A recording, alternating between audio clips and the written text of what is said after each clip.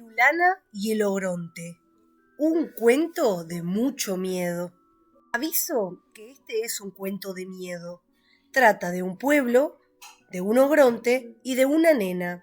El ogronte no tenía nombre, pero la nena sí. Algunos la llamaban Irenita y yo la llamo a mi modo Irulana. Conviene empezar por el ogronte, porque es lo más grande, lo más peludo y lo más peligroso de esta historia. No todos los pueblos tienen un ogronte, pero algunos tienen, y este tenía. Cuando se terminaba la tarde y el sol se ponía rojo, la cabeza peluda del ogronte brillaba como la melena de un león inmenso, y la gente del pueblo sentía mucho miedo. La gente, en cuanto se despertaba la mañana, pensaba: ¿cómo habrá amanecido el ogronte hoy?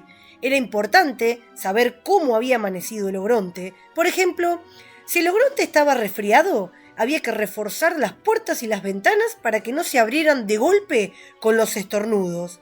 Y si no se podía, sacar a pasear a los perros demasiado chiquitos porque podían rodar calle abajo y volarse hasta la orilla del río.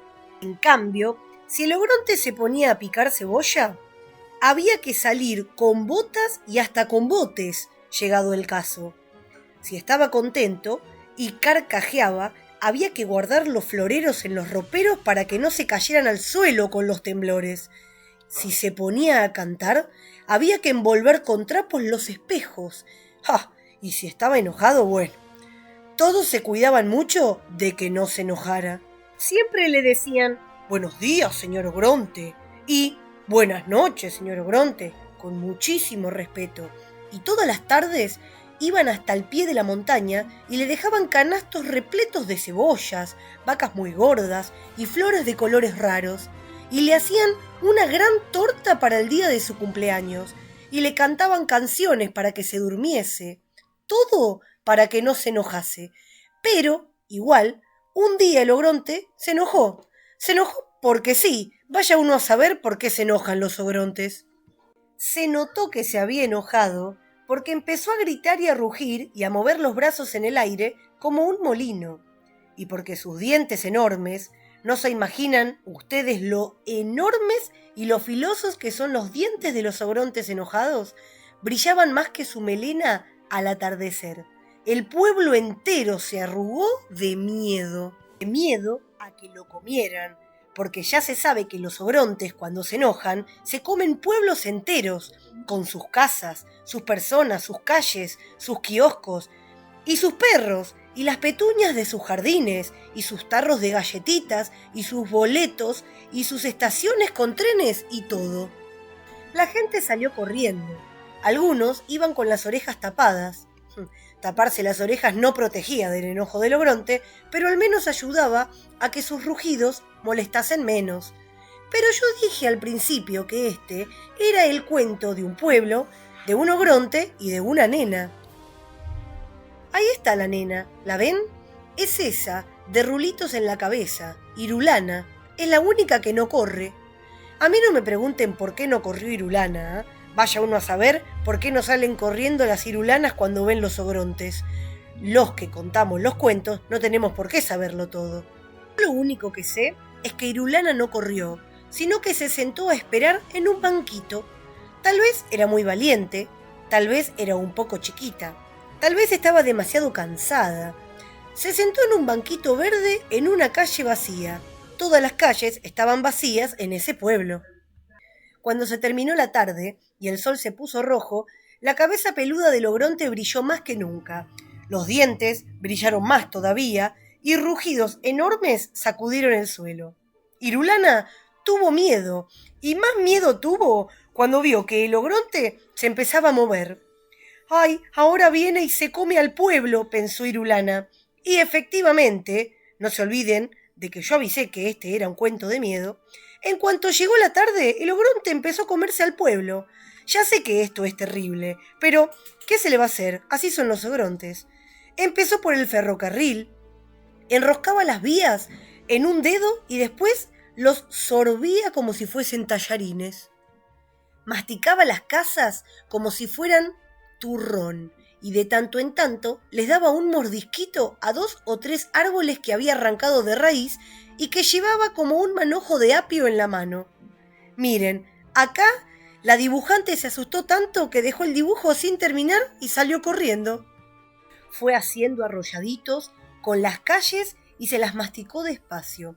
La plaza la dobló en 4 como un panqueque y se la comió con gusto. Seguramente era dulce.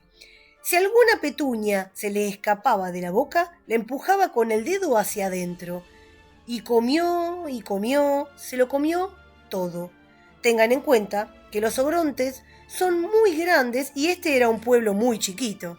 Ahora el que se achicó es el cuento, porque empezó con un pueblo, una nena y un ogronte, y ahora ya no hay más pueblo, no hay nada más que una nena y un ogronte. Y nada, pero nada más, nada de nada, ni un arbolito, ni una petunia, ni un vestidito de muñeca, ni un colador de té, ni una polilla, ni la pelusa de un bolsillo, nada más que Irulana en su banquito y un ogronte enorme que, aunque ustedes no lo vean, porque el dibujo se termina antes, está bostezando. Está bostezando porque a ese ogronte, siempre que se comía un pueblo entero, le venía el sueño. Pero Irulana no sabe que el ogronte bosteza. Tiene tanto miedo que cerró los ojos. El ogronte da 1, 2, 3 pasos más y justo, cuando está por descubrirla a Irulana en su banquito, se queda dormido. Acá en esta página está todo un poco movido porque el ogronte se quedó dormido de golpe y cayó al suelo haciendo mucho ruido. Ahí fue cuando Irulana abrió los ojos y lo vio. Parecía una montaña, pero seguramente era un ogronte porque las montañas no usan botas ni cinturones de cuero. Y roncaba, además, como solo roncan los ogrontes. Irulana era una nena valiente, pero también era chiquita y se sentía sola. Cualquiera se sentiría solo en lugar de Irulana. No tenía nada en el mundo, nada más que un ogronte dormido y un banquito verde. Y eso no es nada, es muy poquito. Sobre todo cuando el aire se pone negro y se viene la noche oscura. Oscura pero oscura, oscurísima y oscura. La luna no había salido todavía y las estrellas estaban demasiado lejos. Esta página de acá está toda oscura y toda vacía. Así de oscuro y así de vacío estaba el mundo. Entonces Irulana se puso de pie en su banquito, que, como estaba tan negro todo, ni siquiera era un banquito verde, y gritó bien pero bien fuerte, lo más fuerte que pudo gritar. ¡Irulana! Eso gritó, una sola vez, y aunque Irulana tenía una voz chiquita, el nombre resonó muy fuerte en medio del oscuro. Y el nombre creció y creció.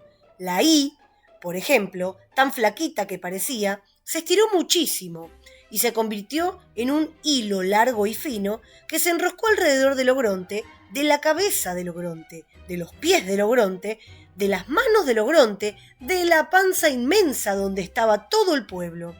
Y la R se quedó sola en el aire, rugiendo de rabia porque las R rugen muy fuerte, mejor que nadie.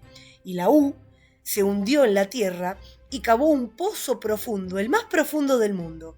Y entonces la rrr, que rugía como una mariposa furiosa, hizo rodar al ogronte hasta el fondo de la tierra.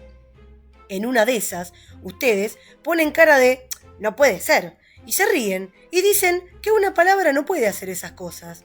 Y yo digo que sí puede. Prueben, si no, de decir una palabra importante, una sola, en medio de la noche oscura y al lado de un ogronte. Lana, de Irulana, se hizo un ovillo redondo y voló al cielo para tejer una luna. Hizo bien, porque entre una lana y una luna no hay tantas diferencias. Entonces la noche se iluminó. Aquí está, toda iluminada. Ahora sí se puede ver bien lo que pasa en este cuento. Hay un ogronte enterrado en un pozo muy profundo, tan profundo que casi ni se ve que lo ataron como un matambre. Y hay una nena chiquita que mira la luna llena desde arriba de un banquito. Parece que no hubiera nada más, pero si miran bien, allá lejos, en el fondo de la hoja, hay un montón de gente que vuelve. Si acercan la oreja al papel, tal vez oigan la música, porque traen guitarras, violines y panderetas vienen a fundar un pueblo. Y este cuento termina más o menos como empieza. Había una vez un pueblo y una nena. Ogronte, en cambio, no había. Algunos pueblos tienen Ogronte, pero este no tenía. Es un cuento un poco igual y un poco diferente. Eso sí, seguro que no es de miedo.